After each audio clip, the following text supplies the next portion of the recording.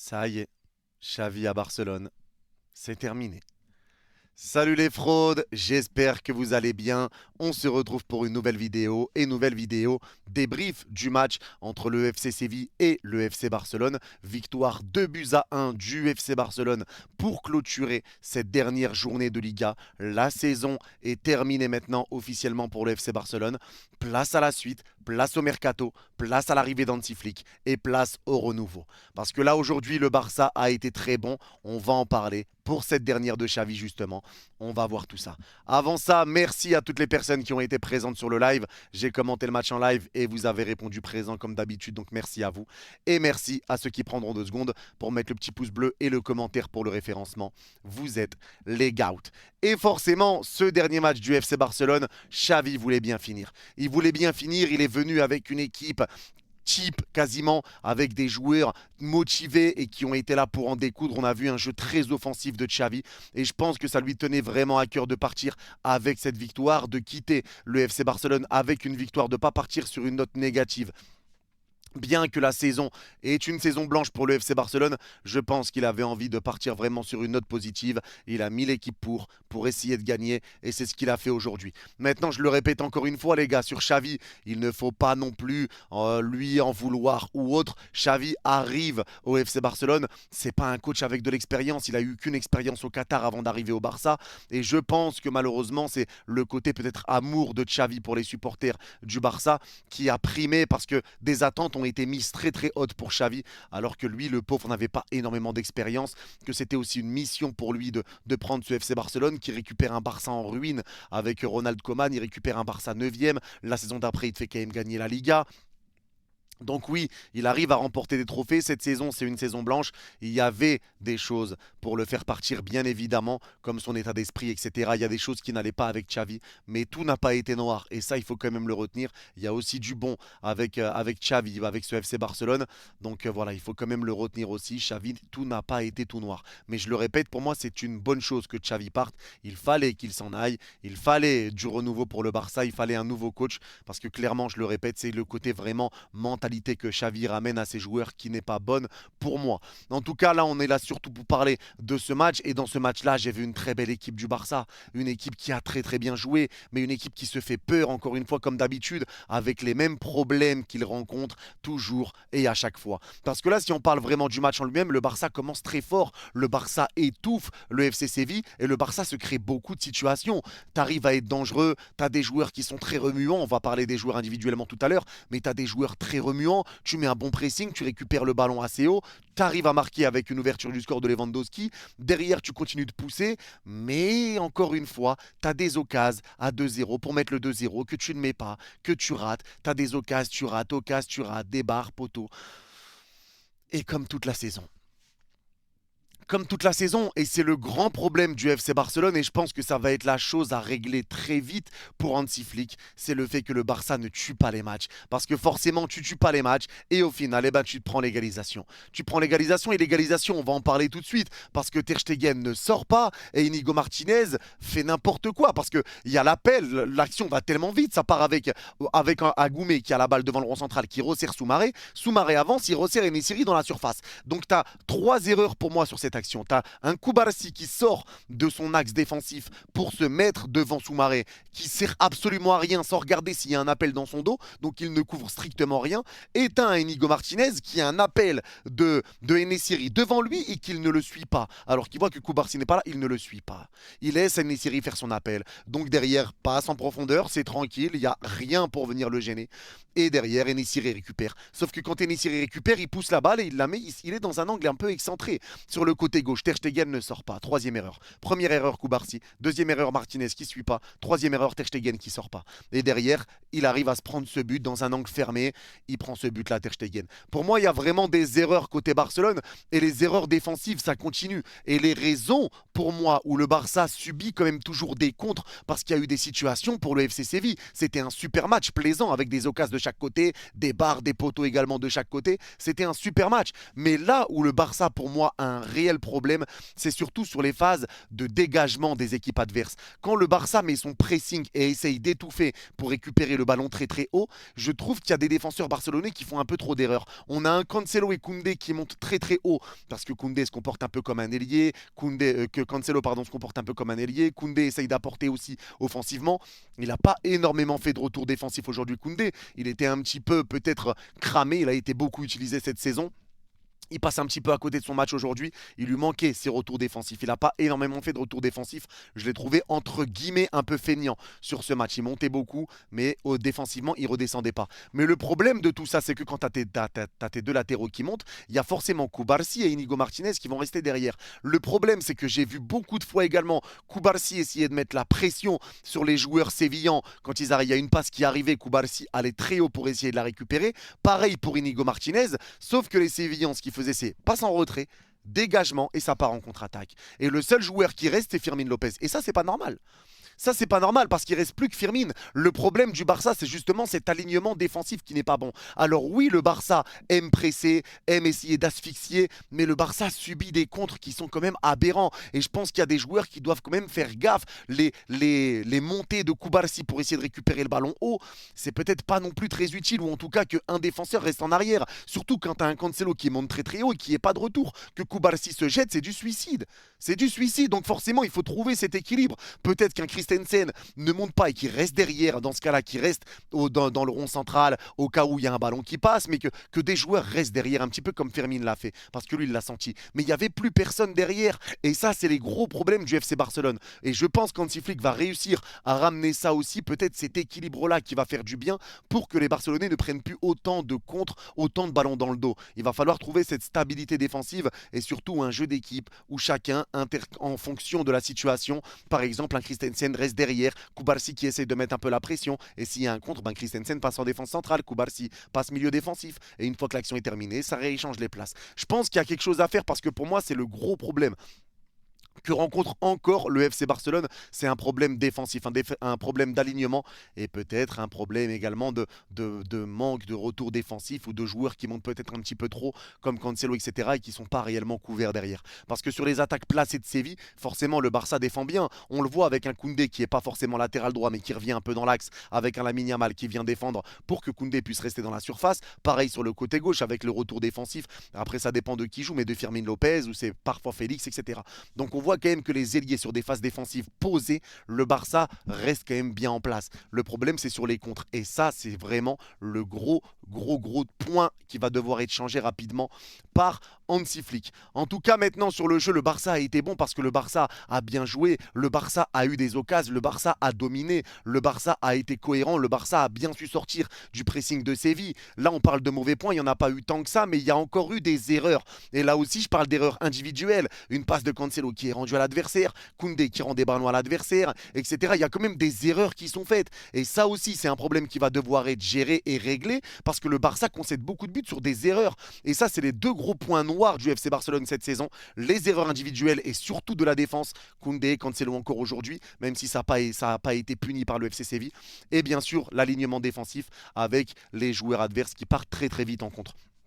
Si tu arrives à régler ces deux problèmes-là et le problème de finition, le Barça va redevenir une machine et va se recommencer, je pense, à rouler sur beaucoup de monde. Mais forcément, Hansi Flick va avoir du travail et il y aura le mercato pour ça. En tout cas, défensivement aujourd'hui, le Barça, ça a été pas non plus tip-top, hein, avec un Inigo Martinez qui est pas rassurant, un Cubarsí qui a joué dans l'axe droit de la défense centrale. Je préfère un Cubarsí dans l'axe gauche de la défense centrale. Donc voilà, et je pense quand même que Cubarsí a besoin de Araujo à côté de lui. C'est JP, là on en a parlé en plus tout à l'heure en live. Voilà, il en a besoin également. Je pense que peut-être que Cubarsí se sent plus à l'aise avec un Araujo à ses côtés qui va un petit peu le gérer, un petit peu lui dire où se placer, tout ça peut-être. Mais en tout cas, Cubarsí fait son match aujourd'hui. C'est pas pour taper sur Cubarsí que je dis ça, c'est vraiment pour dire que je préfère un Cubarsí défenseur central axe gauche.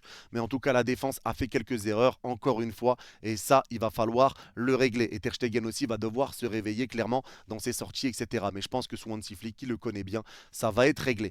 Derrière, pour les points positifs, parce qu'il y en a, c'est forcément le jeu offensif du Barça. Et aujourd'hui, Pedri a été exceptionnel. Pedri a été monstrueux. Mais quel match de Pedri! Il était partout, dans les récupérations, dans les prises de balles, dans la conservation, les retours retour défensif qu'il a fait, le lien total entre la défense et le milieu de terrain et l'attaque, ça a été Pedri. Il a été exceptionnel aujourd'hui, des bonnes prises de balles, des bonnes situations, des dangers, la passe qu'il met pour Fermin Lopez. Quand Firmin frappe et s'est arrêté par Nyland, le gardien sévillan, elle est exceptionnelle cette passe. Il a eu vraiment du très très bon Pedri. Et je pense encore une fois que sous Hansi Flick, Pedri, ça va être quelque chose. Ça va être quelque chose parce que forcément, Pedri a connu des blessures et je pense qu'avec Hansi Flick qui aime aussi avoir ce travail de musculation, peut-être que Pedri va être bien géré, bien être utilisé, va récupérer un peu de masse musculaire et peut-être que les blessures vont peut-être un petit peu disparaître. Maintenant, en tout cas, Pedri a été énorme aujourd'hui. Énorme match de sa part. On aurait aimé voir ce que ça aurait donné éventuellement le FC Barcelone et Pedri sans blessure. Mais en tout cas, Pedri a été monstrueux aujourd'hui. Énorme match. Il était partout. Pièce maîtresse de ce FC Barcelone. Pareil pour Gundogan que j'ai beaucoup aimé. Et encore une fois, un Gundogan très juste. C'est des joueurs qui gardent bien le ballon. Des joueurs qui font les efforts défensifs, qui sont tranquilles au milieu de terrain. Mais des joueurs qui montent beaucoup aussi. Ils sont quand même assez hauts, Pedri et Gundogan. Ce qui fait que sur les contres, eh ben forcément, ils ne sont pas là non plus. Mais en tout cas, sur les efforts défensifs, ils sont là, ils se donnent, ils arrivent à créer des situations, ils gardent la balle et ils mettent le ballon dans le bon tempo quand ils doivent le donner, quand il y a un appel. Et c'est ça la grosse force du Barça. C'est que même si des équipes vont rester bloc bas, vont jouer bas, eh ben, tu as des joueurs comme Pedri, tu as des joueurs comme Gundogan qui sur une passe, sur un appel, une passe, ils sont capables de te prendre dans le dos, ils sont capables de t'avoir même si tu es à 6 derrière. Et ça, c'est les grosses forces. Mais encore une fois, Gundogan aujourd'hui a été très bon et c'est une pleine satisfaction sa saison à Gundogan. Pour le Barça, il a été vraiment très bon et lui aussi va retrouver Hansi Flick, qu'il connaît bien étant donné que c'est un coach qui a entraîné l'Allemagne quoi qu'il arrive. Donc Hansi Flick, Ter Stegen, je pense que ça va leur faire du bien, Ter Stegen et Gundogan. Mais en tout cas, gros match de la part de Gundogan. Christensen, pareil, a été plutôt solide défensivement. Mais encore une fois, je pense que c'est pas son poste. Et c'est pour ça que ça nous parle de Kimmich et également au milieu de terrain où Hansi Flick voudrait venir avec Kimmich dans ses bagages. Ça serait une top recrue pour le Barça. Un joueur avec une superbe qualité de balle, une superbe qualité jeu au pied, des bons retours défensifs, des bonnes récupérations, capable de marquer, de passer. Ça donnerait un milieu de terrain vraiment joueur. Et Kimmich qui a de l'impact, qui a de l'expérience, ça donnerait vraiment un super milieu de terrain pour le Barça. Si ça récupère Kimmich, clairement, c'est une masterclass avec derrière en doublette peut-être un Christensen, mais ça parle aussi du milieu du Betis, je ne sais plus comment il s'appelle, ça parle également de peut-être récupérer le milieu de terrain du Betis. Alors je ne sais pas s'il est en fin de contrat, en tout cas sur Transfermarkt il a 24 millions de valeur marchande, donc à voir qui va venir, mais si tu arrives à récupérer un Kimmich, et pour ceux qui vont me dire mais c'est impossible, le Barça Kimmich, suffit de vendre un joueur déjà. Et même si tu n'en vends pas, peut-être que cet argent, tu l'auras parce que la valeur de Kimmich est à 60 millions. Kimmich n'est peut-être plus tout jeune maintenant. Il est en fin de contrat dans un an avec le Bayern. Donc si le Bayern veut récupérer de l'argent et pas perdre Kimmich, le lâcher pour 40 millions, c'est pas déconnant non plus. Donc si tu récupères un Kimmich dans ce milieu de terrain-là, c'est très fort. Et moi, un joueur dont je répète beaucoup et dont je parle beaucoup, qui serait très bien dans ce milieu de terrain-là, eh ben c'est le bon vieux Firmin Lopez. Firmin Lopez parce qu'il y a Gavi également, mais Firmin Lopez a été exceptionnel aujourd'hui. Firmin Lopez qui a joué sur le côté gauche, mais Firmin, les gars, c'est un joueur à respecter. Et là, je sais qu'il y en a beaucoup de supporters du Barça qui ne respectent pas beaucoup Firmin, ou en tout cas qui ne le respectaient pas et qui vont peut-être retourner leur veste ou peut-être se rendre compte maintenant de l'importance d'un Firmin Lopez. Les gars, c'est pour ça que Firmin a d'ailleurs célébré son but en allant faire un câlin à Xavi, parce qu'il remercie aussi Xavi pour le temps de jeu qu'il lui a donné. Firmin Lopez, c'est 11 buts marqués cette saison. Ce joueur-là est un talent. Ce joueur-là n'a pas le temps d'exploser petit à petit. Ce joueur-là n'a pas l'âge d'un Lamine Yamal, il est plus vieux, etc. Même s'il est jeune. Mais voilà, ce joueur-là n'a pas le temps. Et ce joueur-là prouve à chaque fois qu'il est là. Lui, match amical, rien à foutre. Finale de Ligue des Champions ou match amical, bat les couilles. À lui, il s'en bat les couilles. Firmin Lopez se donne peu importe le match. Même si le match là aujourd'hui n'avait pas énormément d'intérêt, Firmin Lopez apporte beaucoup au Barça. Et ça va être important d'avoir un joueur comme Firmin au milieu de terrain, parce que certains disent De Jong, etc. Oui, mais il n'y a pas que De Jong, parce que tu as Firmin, tu as Gavi sur le banc. Tu as des joueurs aussi sur le banc qui peuvent venir un peu dans ce turnover au milieu de terrain. Et moi, je pense que Firmin Lopez va mettre peut-être un coup de pied au cul au milieu de terrain du Barça. Pas dans le sens où c'est des feignants, où ils font rien. Mais je pense qu'avoir un Firmin sur le banc, avec la dalle qu'il a, le niveau qu'il arrive à montrer, eh ben, ça peut aussi motiver les titulaires. Parce que si jamais t'es pas bon, il y a Firmin derrière. Il y a Firmin derrière. Et notamment Gavi aussi après son retour de blessure. Lui aussi, j'ai hâte de voir sur Hansi Flick ce que ça va donner. Mais Gavi qui avait été exceptionnel, lui aussi en début de saison avant sa blessure. Il était monstrueux. Ça, il faut le rappeler, avec le Barça et avec l'Espagne. Sa blessure après derrière, forcément, ça vient un petit peu gâcher tout ça. Mais au final, le milieu de terrain du Barça est très fourni. Et là, les gars, le bon vieux Fermin Lopez, pour moi, il faut compter sur lui. Le match qu'il fait aujourd'hui, encore une fois, il y a tout dans son match. Les replis défensifs, les efforts, les dribbles, les gestes justes, la temporisation quand il faut le faire, les bons choix, de passes, de centres, d'accélération. Et le but qu'il met aujourd'hui, le crochet, frappe pied droit un petit peu comme Doku hier contre Manchester United en finale de FA Cup. Mais frappe premier poteau, il a senti que le gardien n'allait pas anticiper une frappe premier poteau alors qu'il est un petit peu excentré. Frappe du droit, capable de marquer du droit, du gauche, de la tête. C'est un joueur complet. C'est un joueur complet, Firmin. Et moi, je pense que c'est un joueur qui fait beaucoup de bien parce que lui, il n'a pas peur d'aller vers l'avant. Il monte beaucoup. Il monte beaucoup. C'est pas quelqu'un qui va ralentir le jeu. Et son match aujourd'hui a été exceptionnel. Il a été élu MVP du match, quoi qu'il arrive, mais il a été exceptionnel. Et moi, je le dis, les gars, Firmin Lopez, il faut arrêter de minimiser l'apport de ce joueur. Il est vraiment très très fort. Il est vraiment très très bon. Il peut marquer. Il a marqué 11 buts cette saison. Il peut marquer, il peut passer et il apporte beaucoup au FC Barcelone. Gros match, en tout cas de sa part. Ça, il n'y a rien à dire. Pareil pour Lewandowski, j'ai beaucoup aimé son match. Et Lewandowski, honnêtement, sur cette deuxième partie de saison, c'est pas le même Lewandowski qu'on a connu sur la première partie de saison. Parce que Lewandowski, lui aussi, qui a déjà évolué sous Hansi Flick, je pense que Lewandowski va avoir la confiance du coach. Il va être, dans tous les cas, en fin de contrat la saison prochaine. Donc tu vas être obligé de faire avec cette saison. Et Hansi Flick, je pense qu'il lui fait confiance. Et quand tu vois aussi le niveau qu'arrive un petit peu à retrouver Lewandowski, il arrive beaucoup à être beaucoup plus décisif. Il arrive aussi à décrocher pour essayer de participer un petit peu plus au jeu. Le seul bémol que je peux mettre à Lewandowski sur ses dernières prestations, et comme là sur le match qu'il a fait aujourd'hui, c'est justement quand il a la balle et que ses coéquipiers vont vite vers l'avant et que c'est un peu lui, entre guillemets, en meneur d'offensive, il ralentit le jeu, il donne dans le mauvais tempo. C'est le problème qu'a Lewandowski. Lui doit vraiment avoir ce rôle de pivot, pas vraiment de meneur, mais de pivot. Peut-être pour jouer en déviation, qui doit être là pour finir, avoir ce côté placement, mais qui ne doit pas être ce joueur créateur. Il a encore des gros problèmes là-dessus. En même temps, c'est pas son point fort. Mais en tout cas, il retrouve un petit peu son niveau. Il commence à trouver un petit peu sa place dans cette équipe du Barça avec justement un décrochage quand il doit décrocher, des bonnes passes quand il doit passer justement pour jouer en pivot.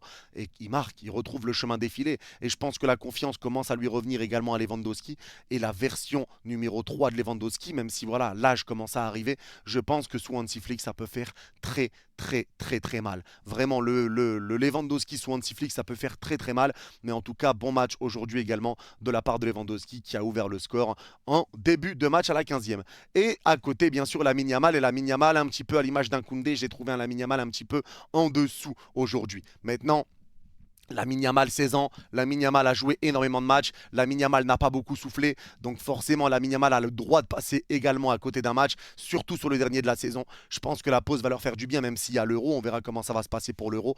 Mais Lamine Yamal a fait une énorme saison, grosse saison. Aujourd'hui, ça a été un petit peu plus délicat, donc on ne peut pas leur en vouloir totalement à des joueurs comme Lamine Yamal qui ont été utilisés beaucoup au cours de la saison de passer à côté d'un match. Ça peut arriver, surtout qu'il est très jeune, mais voilà, Lamine Yamal, c'est aussi lui l'avenir du Barça parce que ça va permettre également de se développer, d'avoir des jeunes joueurs très talentueux qui vont pouvoir exploser sous Hansi Flick. Et moi, j'ai hâte de voir cette version du Barça d'Hansi Flick. Parce que beaucoup disent que oui, le Barça va perdre son identité. Je ne suis pas totalement d'accord avec ça parce que si Hansi Flick arrive à garder son identité, l'identité du FC Barcelone, tout en amenant sa mentalité allemande, son jeu direct, son efficacité, le Barça va être dangereux. Le Barça va être dangereux. Si Hansi Flick arrive à combiner son jeu à lui plus le jeu du Barça, ça va être dangereux. Et après, tout va dépendre du mercato. Mais de toute façon, on essaiera de faire une vidéo mercato, les gars, du mercato idéal du Barça. Quel mercato je vois pour le FC Barcelone sans argent. On va faire comme s'il y avait zéro dans les caisses. Mais si jamais on veut recruter des joueurs, on va vendre et je vous dirai qui vendre. Mais en tout cas, on verra ça tranquillement un petit peu plus tard. En tout cas, très bon match pour le Barça pour finir cette saison. On verra derrière les matchs amicaux face à Manchester City, face au Real, face à l'AC Milan à partir du 30 juillet. J'ai hâte de voir le mercato. On suivra tout ça. On fera des lives et des vidéos si jamais par rapport au mercato barcelonais. En tout cas, merci à tous d'avoir suivi ce débrief. N'hésitez pas à me dire en commentaire, les gars, si vous êtes d'accord ou pas d'accord avec moi sur certains points. Et ceux qui ont vu ce débrief jusqu'à la fin, n'hésitez pas à mettre Ferran Torres en commentaire. Et je comprendrai que vous avez vu ce débrief jusqu'à la fin. Prenez soin de vous. Vous êtes les gars. Bye bye.